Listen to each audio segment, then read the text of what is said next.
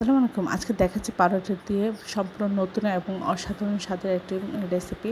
আমরা এখানে পরিমাণ মতো পেঁয়াজ, কাঁচামরিচ এবং স্বাদ মতো লবণ নিয়ে এই সবগুলো একসাথে একটু ডলে আমরা এর মধ্যে একটা ডিম ভেঙে দিব। দিয়ে আমরা ঘুটে নিয়ে আমরা ফ্রাই প্যান তেল গরম করে এভাবে একটা ছড়িয়ে আমরা ডিম ভেজে নিচ্ছি। এক পাশ ভাজা হলে উল্টে অপর পাশ ভেজে নিব।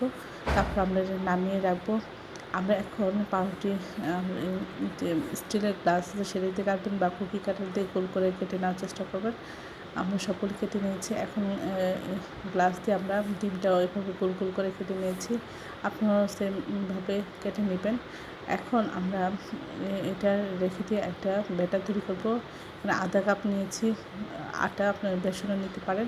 অল্প পরিমাণ হলুদ গুঁড়ো এবং আধা চামচ মরিচের গুঁড়ো, স্বাদ মতো লবণ, অল্প পরিমাণ ধনিয়া গুঁড়া, জিরা গুঁড়া, সামান্য একটু আদা রসুন বাটা দিয়ে আমরা ব্যাটারটা পাতলা করে গুলিয়ে আমরা দুইটা পাউরুটির মাঝখানে ডিমটা দিয়ে আমরা এইভাবে ব্যাটারে চুপিয়ে আমরা এটা ভেজে নেব।